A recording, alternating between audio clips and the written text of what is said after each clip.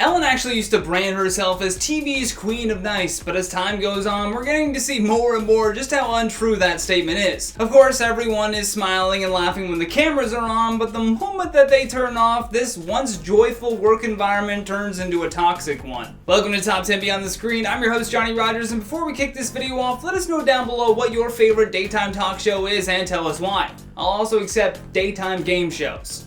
Price is Right. Also, if you don't want to miss another daily video from us, make sure you tap that subscribe button and ring the notification bell. Plus, make sure you stay all the way until the end of this video because I'll be reading out some of your comments as well. Now, without any further delay, let's get right into the truth about Ellen DeGeneres. When the pandemic happened and everyone went into lockdown, Ellen had a choice. She could have saved her staff and allowed them to work from home, but instead she bailed on them and hired an independent company instead. This clearly did not sit well with her former staffers and thus unleashed a litany of complaints about the star. Not only that, but we had a full Twitter thread of just negative interactions in general with Ellen that led many to believe that she's nowhere near that Queen of Nice title like she likes to think she is. For example, the poor waitress who nearly lost her job after Ellen complained to management that her nail polish was chipped during service. Ugh. What a Karen. On top of that, her comments about her $27 million home feeling like jail wasn't really viewed as comical, but rather a flaunting of privilege in these uncertain times. Something that's both unnecessary and made people realize how truly out of touch this celebrity really is. The truth about Ellen is that she has been involved in the world of branding and celebrity imagery for so long that now her hot takes are suddenly nowhere near relatable to the general public. Her success in the industry has lifted her ego to a new plane of being which has only been covered up by her brand of being this super nice person. In reality, there is now an internal investigation by Warner Media after a number of accusations were made by former Ellen Show staff members. Ellen's previous studio team is now going even more public with their workplace problems that occurred during the long-running daytime talk show series. Executives from the show and the distributor at Warner Brothers apparently sent out a memo to the staff saying that they would be engaging in talks with Warner Media's employee relations group as well as a third-party firm. This investigation will include interviews with current and former staffers about their experiences working for Ellen. So as much as I can speculate on the truth about Ellen DeGeneres, the truth will eventually reveal itself in this report. All of this really came after more unflattering reports about working conditions on the show began to reveal themselves.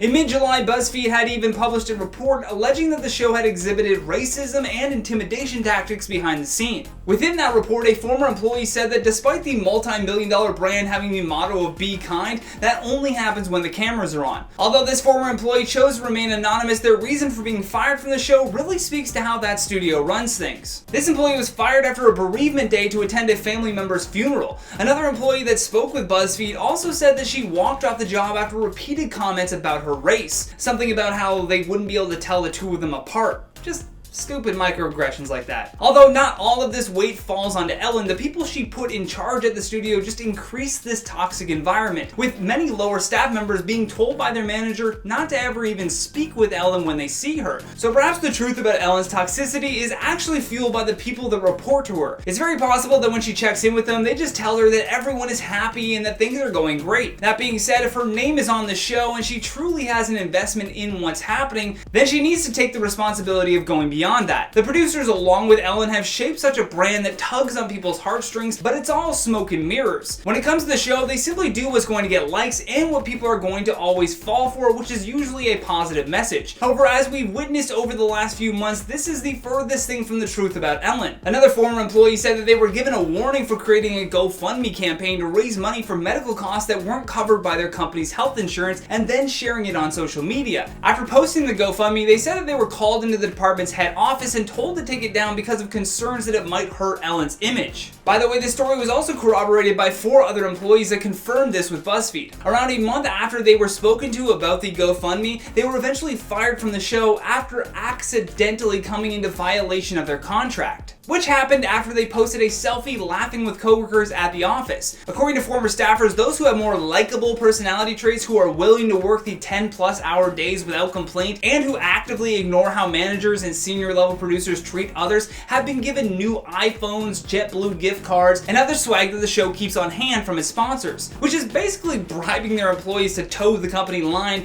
And while these gifts may seem nice, they're actually held over their heads. Anytime an employee professed that they were unhappy, they will be reminded of how well they were treated by the show's sponsors and how grateful they should be for Ellen giving them these gifts. This also just creates tension among the staff who may not be receiving these gifts and immediately sets up an unbalanced work environment. If Ellen wanted to motivate her staff, she should just speak with them directly about what they need to be happy in this job. Making them dance for lavish gifts is perhaps the most toxic way to motivate a team, and as I've said many times already, really speaks to the truth about Ellen. Being that she was running this popular brand, she felt as though working for her must be this incredible opportunity. Therefore, if you didn't like something, you would be reminded of how easily replaceable you truly were. With that though, let's check out some of your comments from the video titled The Truth About Kanye West. Ed Ding says, he's crazy, not because of his antics, but because he has literally every resource available to help him, yet he refuses to do so. Hopefully now that Kim is actually in Wyoming, he will see the people that he's hurting and realize that he needs to seek treatment. Here's hoping. MLG Gamer says he's got his heart in the right place, but his priorities are a little skewed, that's all. You are 100% right, MLG. If someone could edit his scripts for these rallies, he may have actually made a great impact, but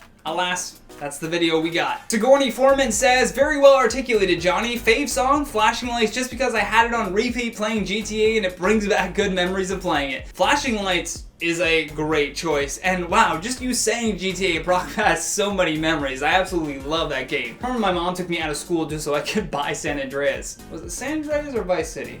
Might have been Vice City. Chana X says, I honestly believe that Kanye West wants to help people. Hashtag Johnny for office.